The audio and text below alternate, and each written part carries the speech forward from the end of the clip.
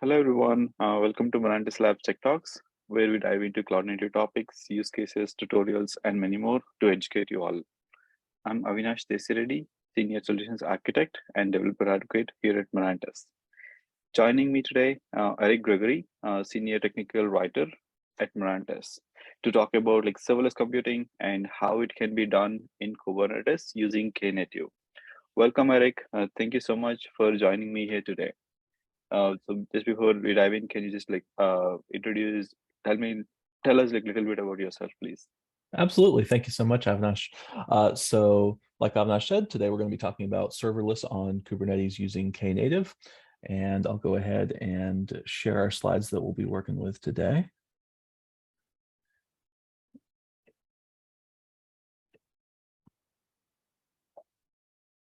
All right. So bit about me to start out. I'm the author of Learn Kubernetes 5 Minutes at a Time, as well as Learn Containers 5 Minutes at a Time, and co-host of Radio Cloud Native with Nick Chase. I'm a former computer science instructor who writes today on Kubernetes, containers, open source, DevOps, and more. Awesome. So, Thank you, Eric. So just before diving in, a couple of housekeeping items. But please feel free to use the Q&A section, bottom or on the top or right of your screen of your Zoom window to post any questions, and we'll get through those questions throughout the session. And also, if there is anything else that you would like to communicate with us, connection interruptions or anything, please feel free to use the chat window to let us know. And then we'll address them as quickly as possible. With that, let's dive into the session. Eric, please go ahead. All right. So first of all, to talk about Knative, we really need to ask the question, what is serverless? What is serverless computing? And at the most basic level, serverless computing is a model of code execution. So say that I've written a block of code. It could be in any number of languages. We'll just say Python here. In traditional production models, that code will almost certainly be executed by a server, right? And that server might be bare metal on premises. It might be a virtual machine provisioned from a cloud provider. It could be a container on a Kubernetes cluster. It could be just my laptop. We have all kinds of different forms that a server might take. So in all of those different scenarios, I either own or I lease the machine that is executing the code. I have to think on some level about how to use that machine. So the big idea of serverless computing is that it abstracts away the machine. And I think this is best explained through analogy. So imagine that you've designed a garment pattern that you would like to turn into some pants. You want pants to emerge from that pattern. There are a couple different ways you could approach the problem. You could buy a sewing machine and do it yourself. Or hey, maybe you don't want to own a sewing machine. You could rent a sewing machine just for the time that you need to sew these pants. Or you could take your pattern to a tailor and pay them to sew the pants. In this final approach, you don't have to think about the machine at all. You don't have to think about the upkeep of the machine. You don't have to think about how to use it. You don't have to learn to use it. You don't have to worry about the model. You just hand it to someone else and your pattern, your design gets executed. It gets realized and brought into the world. And that's all you care about a lot of the time. You care about the output. You're not paying for the machine itself. You're not thinking about the machine itself. You are just paying for and thinking about the work. So this is the big idea behind serverless computing. As a developer, you write a block of code. When the result of that code is requested, the block is sent away to be executed, and then the output goes out into the world. And often we say that serverless is a little bit of a misnomer. Of course, a server is involved somewhere along the line. The server hasn't been completely, deleted from the process. It's just that you don't have to think about it from the developer's perspective. Just the same way that a sewing machine is involved when you send the pattern to your tailor, yeah, there's a server, but from your perspective, you never had to think about a machine, just the specifications to be executed by the machine. So, okay, we understand the basics of a serverless computing model. And now we know enough to ask the question, okay, why? Why serverless? And there are three key benefits. The first is ease, and this really means ease of development. In theory, developers can focus on pure code rather than worrying about the execution environment. Because they're not worried about the particulars of a backend server at all, they can write backend code in simple event-driven function units. And devs commonly describe this as magical after they try it. They say, wow, there are so many things I didn't have to worry about that I just take for granted that I have to think about. It really simplifies the process. The second big benefit is cost. When you send your code away to be executed by a cloud provider like AWS or Google, you pay only for the work performed. And when it's done, just like at Taylor. You're paying for the work, not the machine. When the code needs to be executed again, you'll pay again. This is pay as you go, as opposed to renting an entire server that may be utilized at varying rates. So no more sort of low utilization machines sitting around eating up money.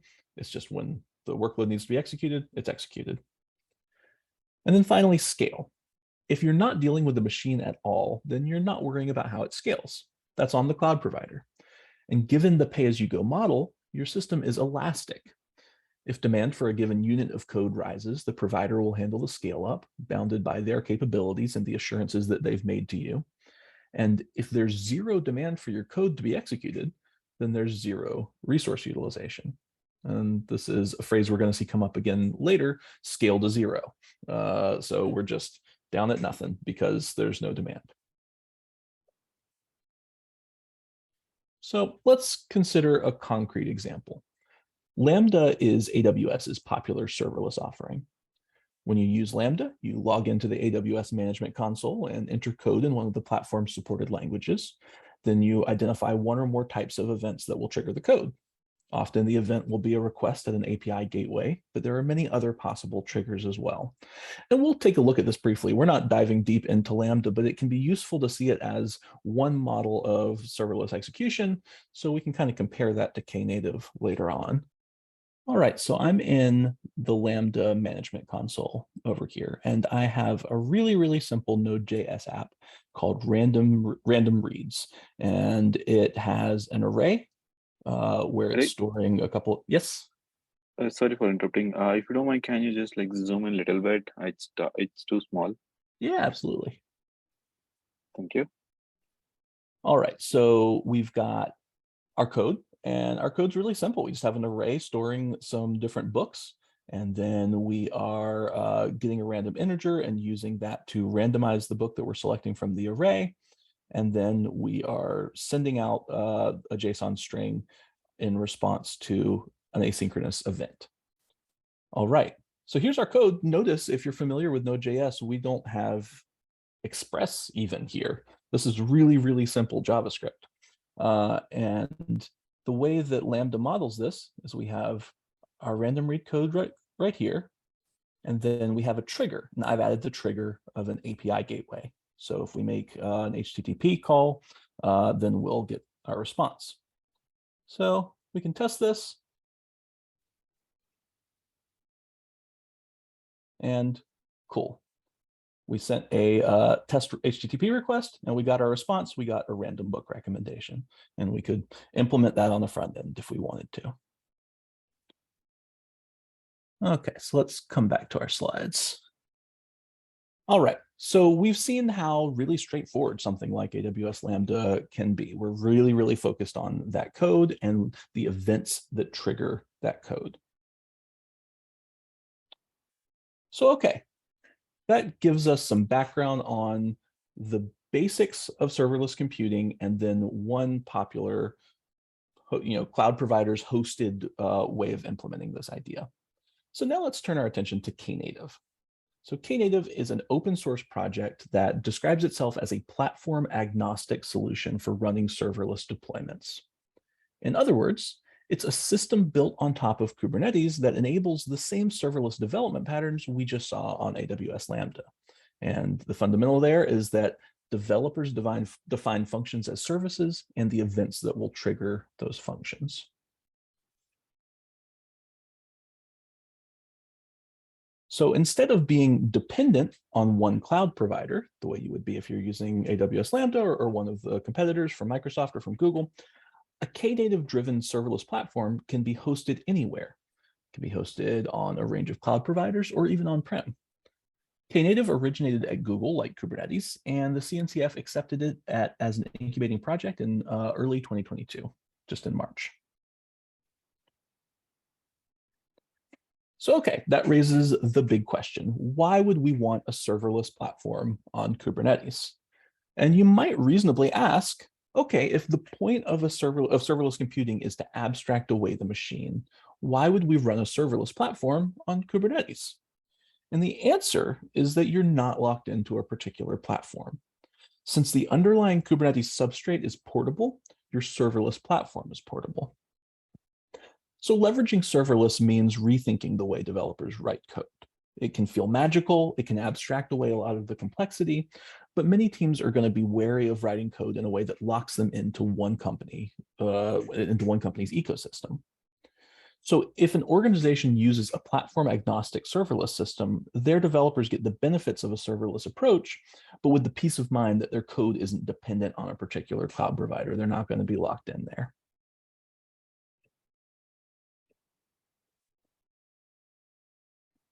So, okay, let's dig into some core concepts in Knative. Knative defines two core sets of custom Kubernetes resources, Knative serving and Knative eventing. The serving resources define and manage serverless workloads, handling deployment and scaling.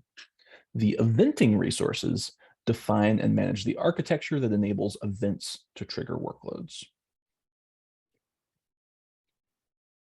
So something pretty interesting here about the design is that serving and eventing are independent of each other. You can install just the serving resource set or just the eventing resource set, and there are use cases for each one taken alone, but they're designed to be used effectively together. So in today's demo, we're going to see what that looks like. We're going to deploy a simple Knative service. We're going to observe how it scales to 0, just like we talked about with respect to Lambda. And then we're going to use eventing to trigger a service. So kind of some notes here on creating a Knative learning environment. There's enough variance by system and enough moving parts here that we could spend the whole session getting set up and troubleshooting that setup. So I don't want us to worry about that too much up front. What I'd recommend is at the end, if you're interested in exploring Knative further, you build a learning environment of your own and try it out. And if you want to try to reproduce my environment as closely as you can follow the setup instructions for each of these components. These are the core components I'm using. So I've got Minikube as my Kubernetes platform. I've got the KN client. This is the CLI client that you're going to use to interact with Knative on the command line. I've got Knative serving and Knative eventing, both of those resource sets installed on the cluster. And then I have some ingress tools, Kuryr Ingress Gateway and Contour.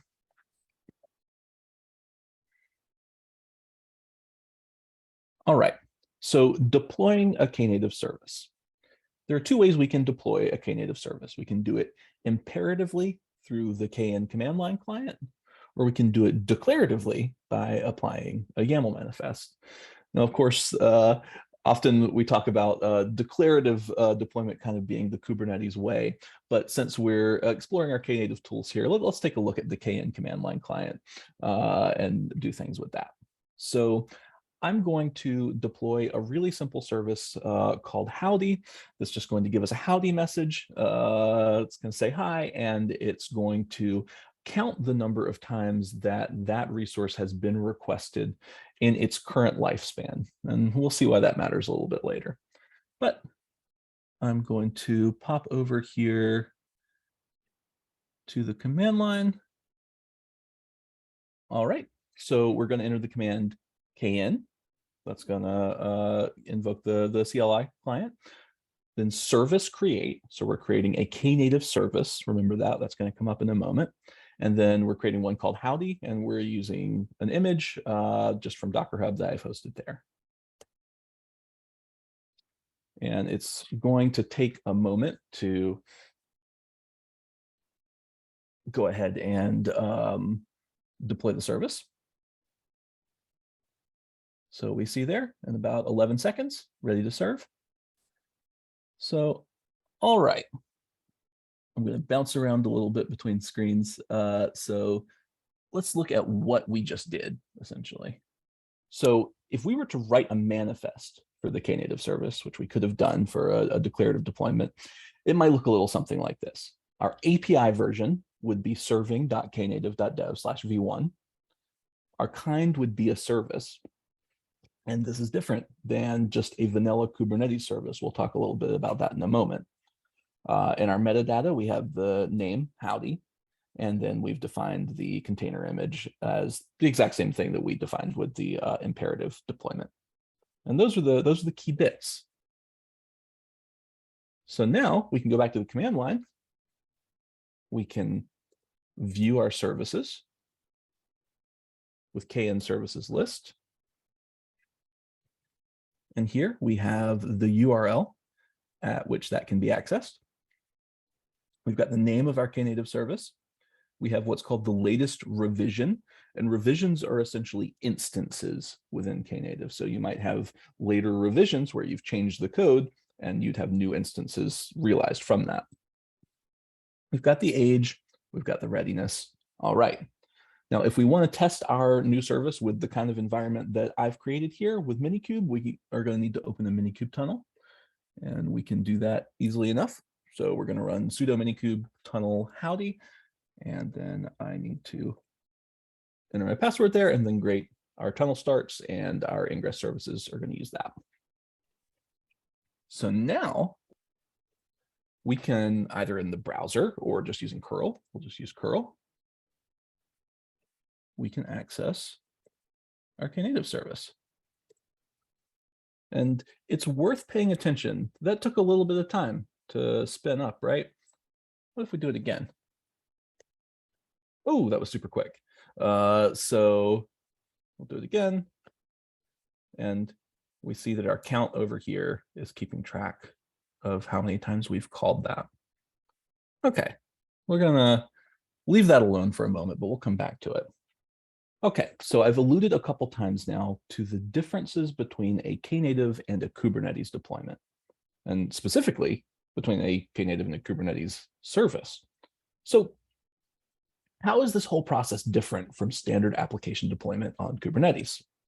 First of all, we've consolidated our abstractions so that all we're thinking about here is a Knative service. We're not worried about our standard Kubernetes deployments, replica sets, services, and so on. As developers, we're only thinking about our Knative service. Second, Knative scales services in a way much more similar to Lambda than vanilla Kubernetes. Specifically, a service can scale to 0 when it's not seeing active use. So in the same way that you won't pay when you're not receiving requests on a hosted serverless platform, inactive workloads won't consume compute resources if they go a certain amount of time without requests. And you can define that amount of time. So the system will automatically reduce pods for the service to 0 and rewrite the networking logic so that requests for that service go to an activator, and the activator spins up pods to handle the request. So scale to 0 is enabled by default in Knative. The system provides a configurable time period called scale to 0 grace period, in which a pod is kept running to serve any requests that may come in while the networking routes are being rewritten. By default, the scale to 0 grace period is 30 seconds. This can be set in the annotations for a particular instance of a service, or it can be set as a system-wide default. If we view the pods in our default namespace now, we should find that nothing is running. So let's do that. All right, so if we run kubectl get pods, no resources found in the default namespace, and you'll see I've got lens open in the background. We can look in lens, no pods. All right, interesting. How about if we invoke that service again?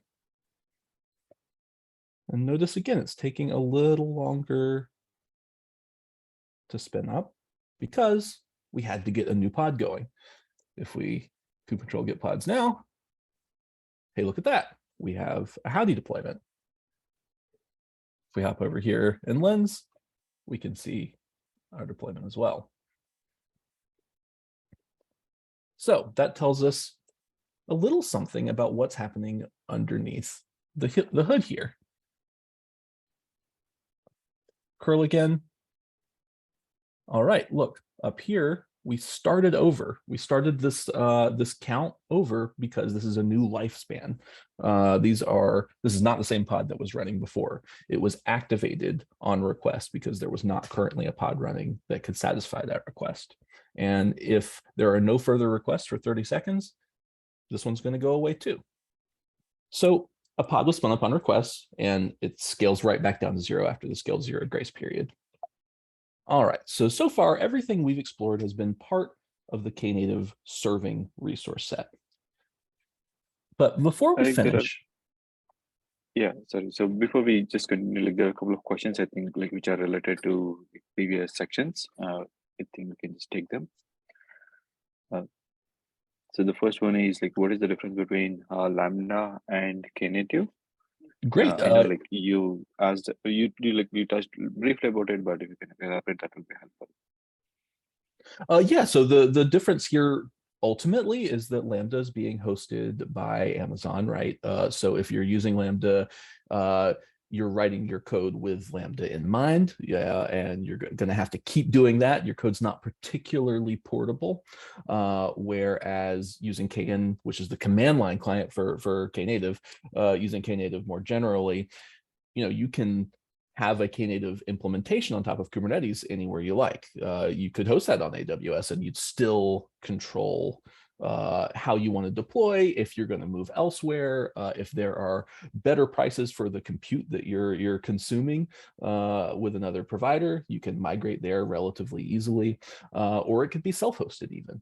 So you have a lot more options about the underlying infrastructure.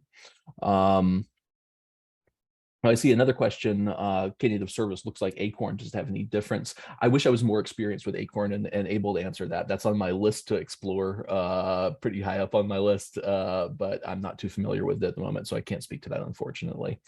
And I see a great question from Amit. I often get asked from our developer community, when I can run my app on simple AWS Lambda, why should I run my application on container or serverless on Kubernetes? And it is a good question. I don't think there's a straightforward answer in the sense that there's a right answer for everyone. I think for some use cases where you just have one kind of bespoke function as a service that you want to just pop into AWS, or a dozen, then maybe that makes more sense, right? But if you're really trying to make heavy use of functions as a service, if you're really trying to move towards serverless as a major pattern and use that in a sustained way that you expect to really change the way that your team's going to work over years and even longer, perhaps, I would wager you want a little bit more control over how, where you can go with that code, your options with that code. So I think in that circumstance, then Knative is going to look a little more attractive. I see another question. I had troubles with Kuryr routing when trying to run Knative on an air-gapped machine. The service brings up a load balancer, but I would need a cluster IP service. How do you solve that issue? That's one that can get a little complicated. Just implementing Kuryr can definitely get a little complicated, and that goes to what I said about troubleshooting would probably take longer than we'll have. But if you want to follow up with us, we'll be happy to try to do our best to help you out and get an environment set up there after the session. All right, hopefully that covers questions for the moment. And this was a good point to pause because we're kind of heading to a new topic here in a moment. Or there is one last question in the chat. So the question is, if there are no requests made for 30 seconds, then the pod goes down, correct? Correct. Yep. So there simply will not be a pod. In fact, we can look at it again now just to kind of demonstrate that. So I'll switch the screen sharing back to the command line. And if we do a control get pods, nothing. So we do have pods running in other namespaces to support the Knative system. So it's not that there are no pods running on our system, but in terms of our workloads here in our default namespace, which is where the pods running those Knative service workloads would be, yeah, we got nothing. Right. Another question, Eric. So if we need to like create like one pod by default because like there is startup time that is involved, like to bring up a pod, and if like somehow if there are like applications that takes a lot of time to make necessary database connections, like or like has like a significant startup times, how do Mhm. we handle that? Yeah, there are a couple of different things you have to think about, and one's going to be the logistics of the container images that you're using, right? Trying to have the slimmest possible images is going to help, but really where you start to get some granular control, or at least ability to mitigate those issues, is being able to set the grace period for pod shutdown, and other variables around when pods are going to be scaled to zero, if they even are. That's a decision that, as a DevOps team, you would be making is, okay, does this workload, is uptime and like really, really fast uptime so important for this workload that we want to scale to zero? We may never actually scale this one to zero because it's so crucial. So we can differentiate between different workloads and use different approaches as appropriate. Understood. So instead of just saying like scale from zero, we can just tell like scale from n number of instances. Yeah, absolutely. Okay, yep, that helps. Thank you. All right. So heading back to the slides. So now we're turning to eventing. And like I said, this was a pretty good pivot point to pause because Knative is so fundamentally broken into these two resource sets, serving and eventing. They hold hands, they work together, but they do different things. Okay, so before we finish, let's take a look at eventing. Eventing enables us to set triggers to activate workloads, much the same as the triggers we can set in AWS Lambda. These triggers might be events from a source like Kafka or S3 or the Kubernetes API server. We have a lot of different options, the same way that you have a lot of different options in AWS. So what Knative eventing really does is it gives us a standard language for defining these event triggers and representing them in our Kubernetes and then ultimately Knative system. Knative eventing is a really deep topic with many different usage patterns, and you could spend a couple hours on that alone. But the best place to start is two pretty straightforward concepts that are going to come up a lot when you are working with eventing, and that's sources and sinks. So the best way to think about sources is that they are event emitters. Something that causes an event, that produces an event. And when we define an event source in Knative, we're defining an API object that captures and manages events from the originator, then may pass those events along to do something with them. And there are quite a few, basically templates, predefined sources, both included in the Knative core and available from third parties. And these include scheduled pings, Kubernetes API server events, events from a GitHub repository or organization, event notifications from an S3 bucket, events from Slack, and lots more. So the sink is a way to conceptualize the receiver of an event, basically. Sinks receive the notification from an event source and then do something with that event. As you might expect, Knative services are really natural candidates for sinks. Probably they're what you would use most often as a sink, but they're not the only possibility. You can also use certain eventing API objects as well as vanilla Kubernetes services. So this speaks to the fact that eventing can stand alone. Potentially, you could use Knative eventing by itself to define some sources and then to define some Kubernetes services as your sinks. That is a functional usage pattern.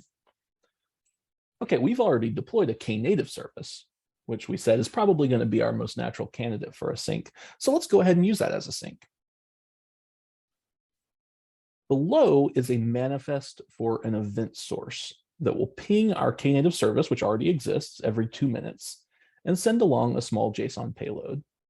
So here we're directly specifying the sink we'd like to use in this YAML. You can see down at the bottom, we have sink, the sink parameter, and then the value here is this object where we're defining API version, we're using the serving Knative API again, and then a service within that API, and then the name of the particular Knative service that we already deployed, howdy. And then this event source that we're defining is a simple scheduled ping. We're going to have this ping going out every 2 minutes, and it's just going to send this super simple JSON payload. Okay, so I'm going to hop over to the command line, and I'm simply going to apply the manifest that I already have stored here in this directory. So, all right, I have created a ping source. So that simply means that this ping is going to hit my Knative service every 2 minutes. So this might be an interesting place to use Lens and kind of get a sense of what's happening. So we're going to move over there. Now Lens becomes pretty useful in a case like this because we can look, as you'd expect at pods.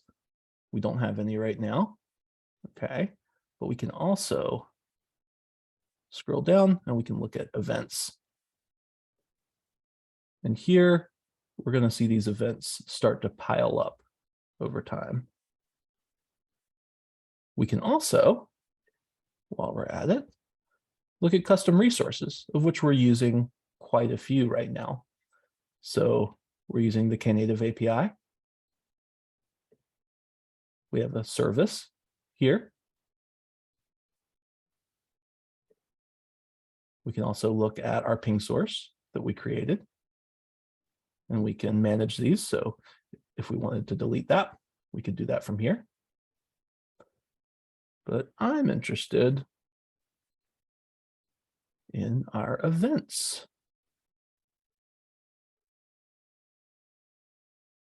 And what we'll see here through our events is we've got container images and specifically Knative services being conjured up by the pings and then slowly being deleted. Right now, we have a deployment because the ping prompted it. But here in about 30 seconds, because that's our grace period, it's going to go away. And then after that, there's going to be another ping and it's going to be conjured again. All right. So that really brings us to a close on the big ideas that we want to talk about. So I'm curious if there are any more questions that we can answer for y'all. I see, can we run stateful apps on the Kubernetes? Are there any storage minimums and maximums for applications? So I think stateful apps are probably, while they're technically possible, they're probably not your most ideal use case for serverless in the same sense that you wouldn't want to use Lambda for that. That's really going for more of a stateless kind of microservices approach. Let's see. I see how different is Knative to Kita. I'm not familiar with Kita, unfortunately. I can't speak to that one. Well, we'll just do a quick review of what we've gone over today. So we've talked about serverless computing, big picture. It enables developers to abstract away the machine when thinking about code. We've talked about Knative, which enables serverless deployment on Kubernetes. And we've especially kind of broken it down into its major resource sets. It's two big components, serving and eventing, which are independent but cooperative. We've talked about how Knative serving enables serverless workload deployment. And we've talked about how Knative eventing defines events to support an event-driven architecture. Happy to answer any final questions here at the end if folks have them, but also want to give a quick plug. If you're just getting started on a cloud native journey, if you're just starting with containerization, you can check out my free ebook from Mirantis Press right now, Learn Containers 5 minutes at a time. It's available at mirantis.com/press. And we have a new volume coming out really, really soon called Learn Kubernetes 5 minutes at a time. So especially if you're just starting out with Kubernetes, that will walk you through right from sort of the beginning to being able to jump into things at a more professional level. It's kind of a quick and dirty primer to really help you practically get started working with Kubernetes day to day. I see another question. If someone's willing to contribute to Lens or Knative, then apart from Golang and K8's knowledge, what else can be a prerequisite? Ooh, that's a great question. So I know Lens is ultimately using kind of the stack that goes into Electron. So I know some node knowledge can be important for parts of that. On Knative, I'm less certain about what exactly you would need under the hood. I really think it would be primarily Kubernetes and Go. Avinash, if you have any additional input on that. Not really. Yeah, I think that's pretty much it. Go and Kubernetes would be huge, and then on the Win side, JavaScript definitely plays a part. Yep. And there was another question in the chat. Is an HTTP or REST event source available? Oh, is a REST event source available? Yes. Yeah. Okay. And I see. And is there a limit on how long these functions can run? I don't think there's a major defined limit that's really going to impact you in the day to day. I think they're designed to be sustainable in production. No, of course they're designed to be ephemeral as well, right? So I think the expectation is really that you're probably going to be scaling down and starting up again pretty frequently. But I don't think there's a hard defined limit that you're going to be really worried about in your kind of day to day operations. Okay. Thank you. There are a couple of more questions in the Q&A. I'm just going to read them out. What is the feature? What is future of Kubernetes? Do you think serverless would overtake Kubernetes? Ooh, that's a good question. I think because of Knative, no. I think often once once technologies reach a certain usage threshold, they're going to persist for a long time. I think Kubernetes is here to stay. I think that as a usage pattern, serverless could put pressure on it, but I think Knative's um, Knative's utility for making serverless portable and something you can own really mitigates that pressure. I think, yeah, the way I think is it's just like how we use virtual machines, right? Even though like we abstracted like physical servers and then like made like virtual servers, and now even Kubernetes, like we use virtual machines, not we do not go directly into the bare metal. Like we still abstract the physical server with. So the same way it like serverless is for more specific use cases, like there will be more like language Mhm. like language agnostic, or like more sort of like tools will be added, compatibility for more tools will be added, but it's going to both going to remain, where serverless is more of like the cloud sort of offering, and then Kubernetes enables this abstraction where you can run both on-prem or cloud or anywhere. Maybe like that's just my 2 cents. Yeah, that's well said. I think that's exactly right. And there was other question from Yogesh. I'm keenly interested towards looking at your upcoming blog regarding KATS and then the existing container one too. So could you please tell me where can I find it at Mirantis? Yeah, Sure, absolutely. definitely. I'll maybe I'm not showing the right screen right now. I'm not. Let me show it.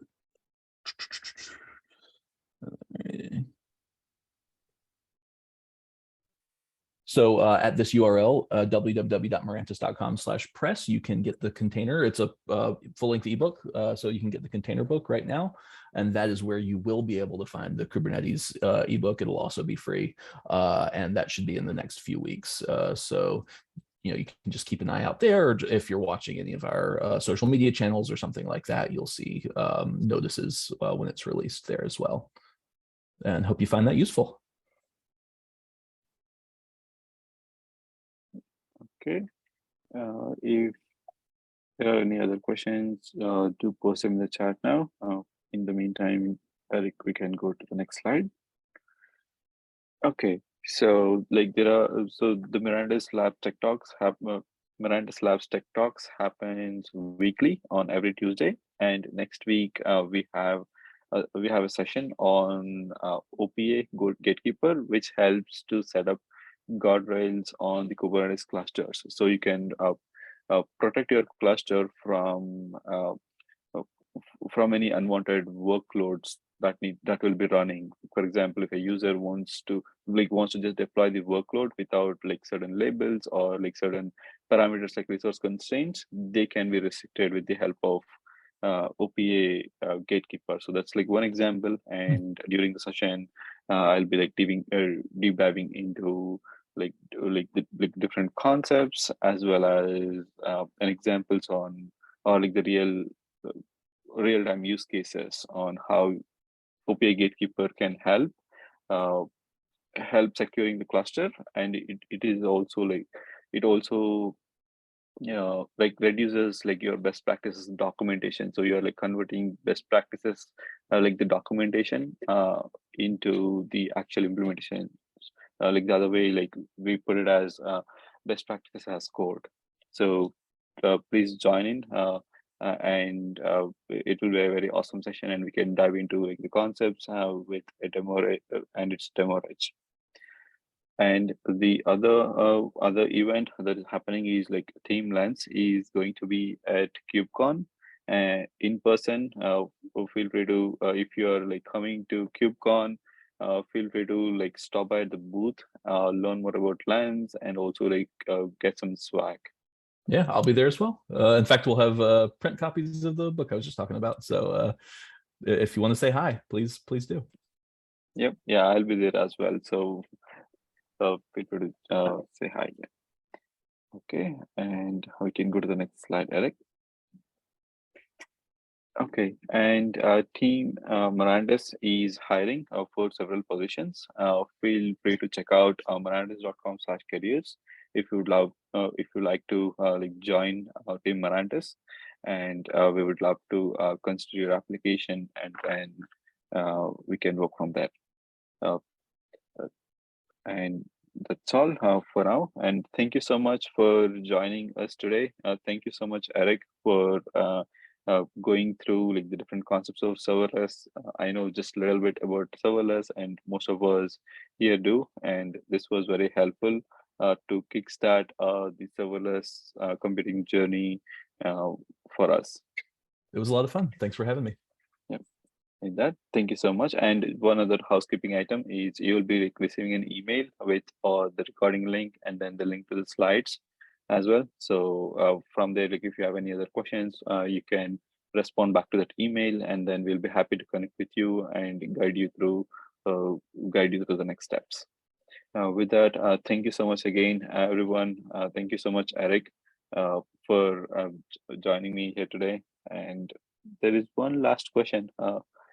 Is if you could like, give me like Twitter handles for my tweet. Sure. Like Eric, do you have Twitter handle? I don't use it, but I appreciate it. Okay. Yep. I just posted my Twitter handle in the chat. Feel free to check out. And thank you, Yogesh, for all the awesome questions, everyone. With that, everyone have a good rest of your day. Hope to see you in the next future sessions. Thank you, everyone. Bye. Bye.